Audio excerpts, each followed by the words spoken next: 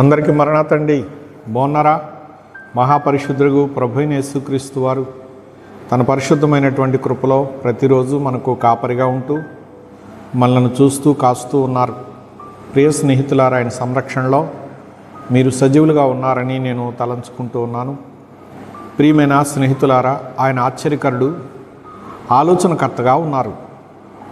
అట్టి ప్రభుని గూర్చి మనము వాక్యము ద్వారా ధ్యానం చేసుకునే ఆశీర్వాదం పొందుకుందాం. ప్రియులారా, మత్తయి సువార్త 5వ అధ్యాయం 10వ వచనాన్ని మనం చూస్తున్నట్లయితే, నీతి నిమిత్తము హింసింపబడువారు ధన్యులు, పరలోక రాజ్యం వారిది అని ప్రభువారు తన శిష్యులైనటువంటి వారితో కొండ మీద చెబుతూ ఉన్నారు.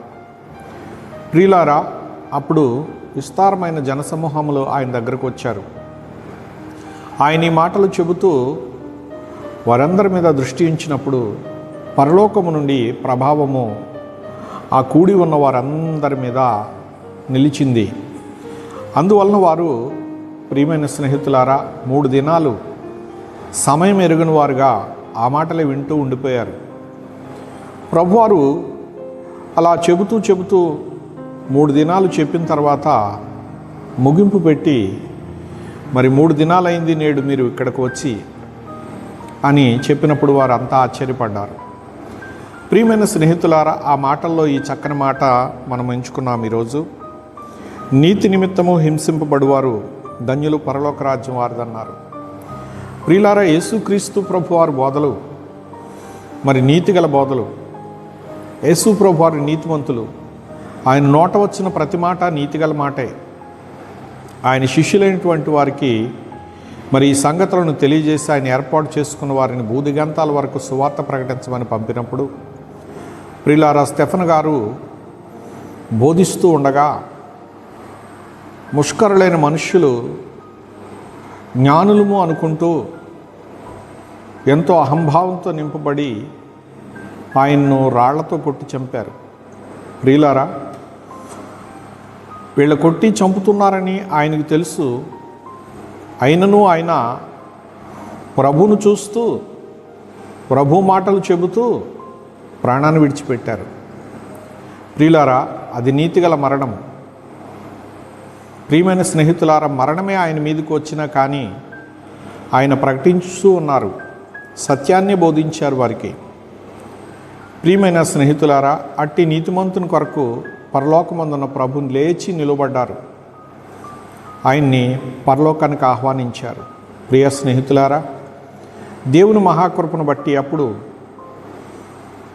పౌలు గారు ఈయన యొక్క బట్టల దగ్గర కావలి కాసిన వాడిగా ఉన్నారు. సువార్త ప్రకటించేటప్పుడు ఈయనకి, అనగా పౌలు గారికి కూడా అదే పరిస్థితి ఏర్పాటైంది. ఆయన వాక్యాన్ని చెబుతున్నప్పుడు ఒక చోట ఆయన్ని కూడా రాళ్లతో కొట్టారు, వీడ్చుకుని వెళ్ళారు, గ్రామానికి వెలుపల పడవేశారు. ప్రియమైన స్నేహితులారా, దేవుని పిల్లలమైన మనం గమనించాలి. ఒకరిని ఎంచి శోధించేటప్పుడు ఆ శోధనలు తిరిగి మన మీద కూడా వస్తాయి, కొంచెం వెనక ముందు అంతే. ప్రియమైన స్నేహితులారా, ఈ విషయాలను మనం గుర్తుపెట్టుకుని సర్వోన్నతుడు దేవుడు చూస్తూ ఉన్నాడు గనుక మనము ఆయన ఎదుట జాగరూకులమై ఉండాలి, నీతి మార్గంలో నడవాలి అని ప్రభు కృపకు పాత్రులమై నీతి నిమిత్తమై హింసను భరించాలి. ఆనాడు అపోస్తులైన వారు, ఎందరో భక్తులు సహించారు, వహించారు. ప్రియులారా, ప్రతిరోజు విశ్వాసి ఈ విధమైన పరీక్షలో గెలుస్తూనే ఉండాలి. అది ప్రభు చూస్తూ పరీక్షిస్తూ ఉన్నారు. ప్రియా స్నేహితులారా, అలాగూ ప్రభు లెక్కలోనికి వచ్చిన ప్రతి వారిని కూడా పరలోక రాజ్యానికి వారసులుగా చేస్తున్నారు. అట్టి వారసులుగా సర్వోన్నతుడు మిమ్మును సిద్ధపరిచి ఫలింపజేసి ఘనత పొందునుగాక. ఆమేన్. చిన్న ప్రార్థన చేసుకుందామండి. ప్రాణప్రియుడైన మా పరలోకపు తండ్రి, నీకు స్తోత్రములు. నాయనా, నీతి లేకుండా పరలోకానికి వెళ్ళం. అబ్రహాము దేవుని నమ్మెను, అది అతనికి నీతిగా ఎంచబడెను అని ఒక చోట వ్రాయబడి ఉన్నది. స్తోత్రములు ప్రభువా. నా ప్రభువా, నీతిమంతులు హింస వచ్చినా కానీ ప్రార్థన వలన తొలగించుకున్నట్టుకు పూనుకొంచు ఉన్నారు, కానీ వక్ర మార్గంలో నడవడానికి కానీ మా ప్రభువా దారి తప్పడానికి కానీ లోకంలో కలవడానికి కానీ ఇష్టపడటం లేదు.